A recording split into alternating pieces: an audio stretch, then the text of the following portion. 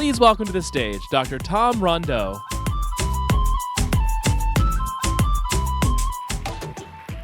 Hello. I want to start off by talking about a big idea. And normally these things in our world are, the Manhattan Project, the Apollo mission to the moon.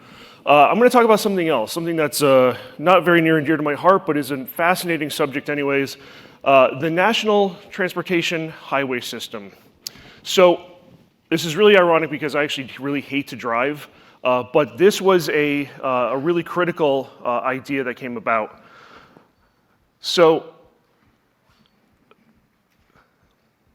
we're behind here. Thank you. So, instead, the National Highway System, or as it's called, the Dwight D. Eisenhower National System of Interstate and Defense Highways, right? So Eisenhower, this is the same Eisenhower that actually signed ARPA, now DARPA, into being 64 years ago. So one of the things that Eisenhower did, it's a really fascinating story. He was obviously in the Army, and he was, I think he was Lieutenant Colonel at the time, was assigned to move tons of military equipment across the nation. While doing this, he really came across a country of states, roads that had no commonality, poor, inconsistent, varied conditions. He also, as I'm sure you all well know, spent some time in Europe. And he was there able to observe the effectiveness of the then nascent Autobahn system. So when he becomes president, he takes this vision into a standardized road system that spanned the entire United States for three main goals. He needed to improve the safety of travel, provide a basis of economic growth, and support the national defense needs, like moving tons of military equipment across the country.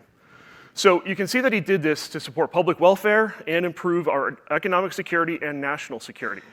All right, so today we can look back and see how that project fundamentally transformed the US and by extension the world.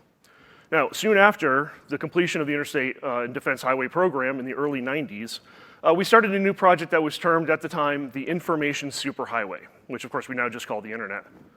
Now, this project was another game changer that affects us in all aspects of life.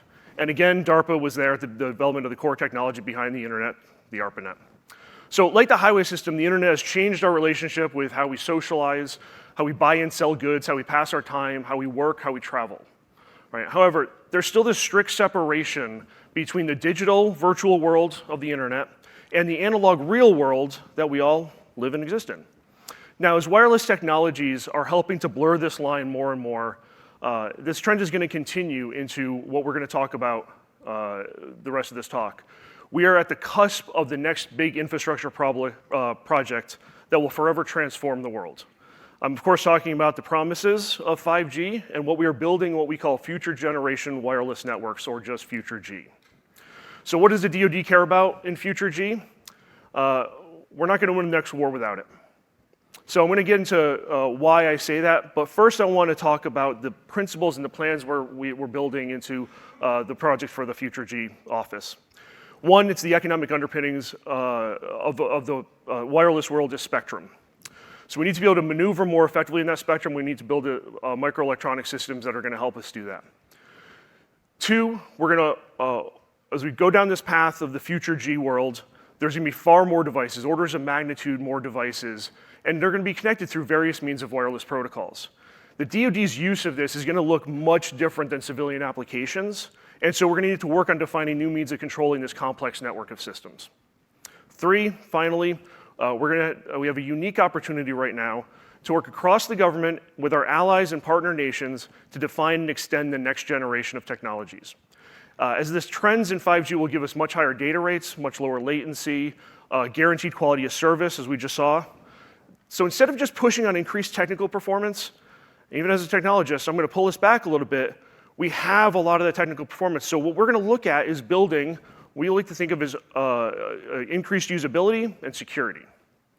So we're looking to build open, transparent systems to help us manage security.